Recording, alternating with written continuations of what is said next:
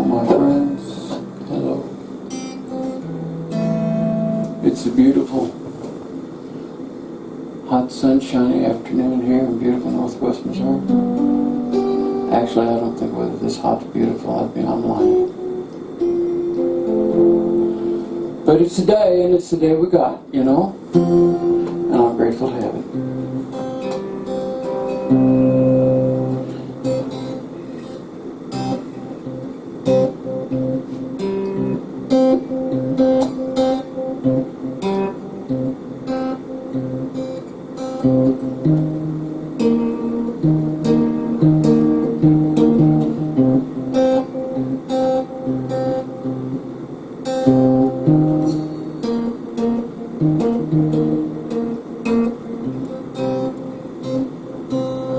I'm going to talk about the word PTSD this afternoon.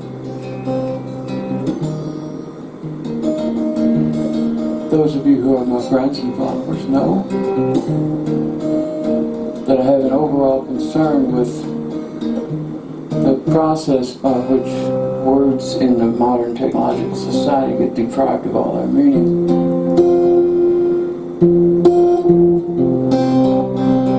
The most easily seen example is the word awesome, which used to really mean something. There's no possibility that any person in 1980 America would have ever applied the word awesome to a pair of sneakers. And now if you see something that's awesome, you don't have a word left to use because you say, that's awesome, man. It was just, I saw I don't know, I heard Tim Kaine's acceptance speech from Hillary. And it was just awesome. And people think, oh yeah, like real nice sneakers. See, it's gone. You just can't say it anymore. We used to have one word to express a concept, and since we don't,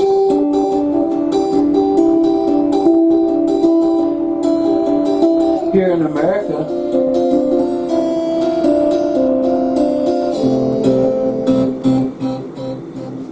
we just have flattened out our lives, okay? We've just flattened out our lives. We don't have awe anymore. All we just have is trinkets and bullshit and sneakers. And if we should happen to encounter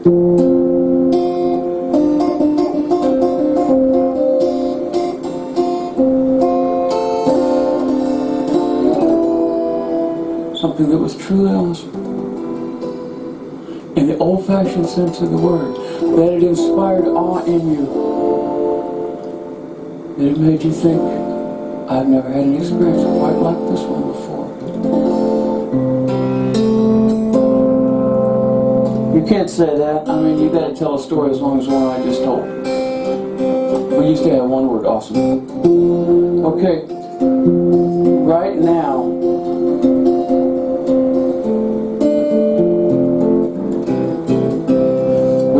possibly the most horrible presidential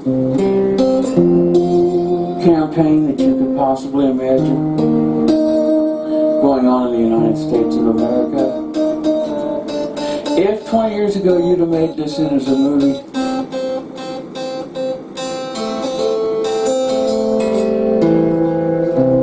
critics would have panned it as being just too unbelievable. Today, in America, it is absolutely, and I kid you not, as crazy as the movie Idiocracy. Only it's worse. Because this one, they are teaching Americans to actively want to round up and kill one another. And that's what they're saying. Okay, that's what Trump's people are saying, that, you know, lock her up, lock her up. Hillary Clinton ought to be backed up against the wall and shot for treason. Well, this moron, who's allegedly a veteran, has never read the Constitution because treason's defined in there. And being somebody I don't like is not one of the things that does it. Okay, so in the midst of all this horror, and it is horror, the word PTSD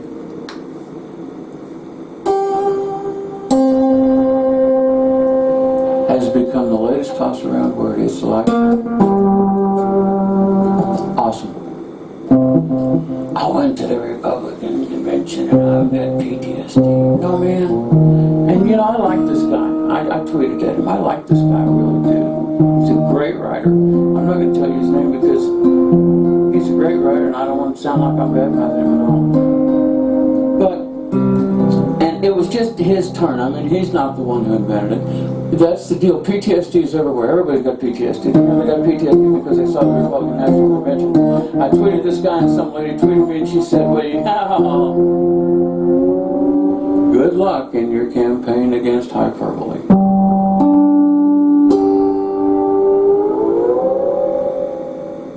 Well, yeah, good point.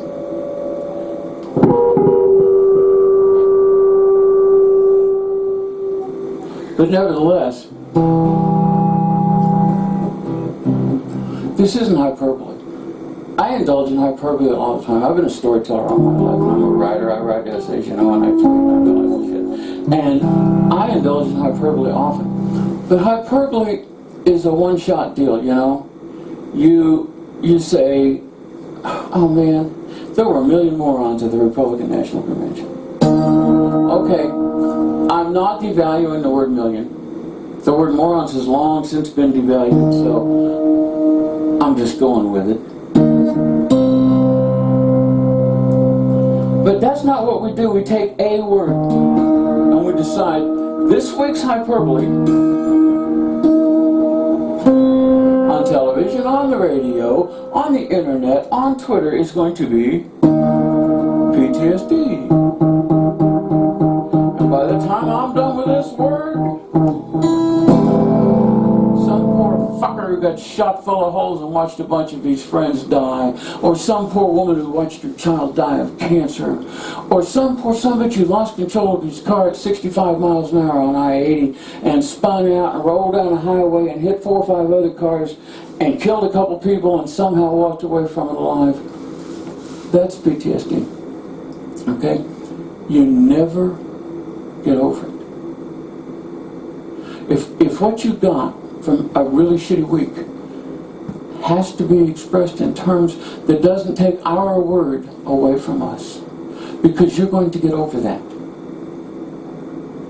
Okay? And it's serious.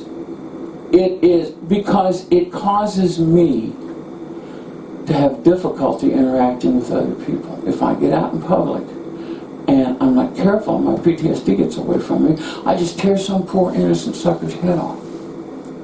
So most of the time I just hide back here in my cabin in the woods. And I talk to you guys on this, okay? But it's an injury. I got a close friend. And I went through the whole one bit and I'm good.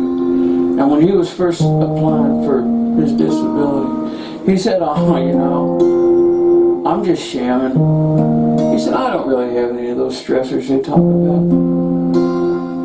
And I said, how about when I spent 3 days in a hooch in a coma? In your hooch in a coma? And he said, you did? And I said, yeah, I did. And the only reason that I knew it was because another guy in the outfit kept a journal of the whole year. And he wrote down what night I got hit and what night I got dusted off. I thought it was the next morning. Turned out when I saw the journal that it was 3 days. And I spent that whole 3 days in my friend's hooch. Side of my head blown out, black, covered with drying blood. Thousands, no, that's hyperbole. Several dozen, and that's not hyperbole, holes in my back, my arm, the side of my face.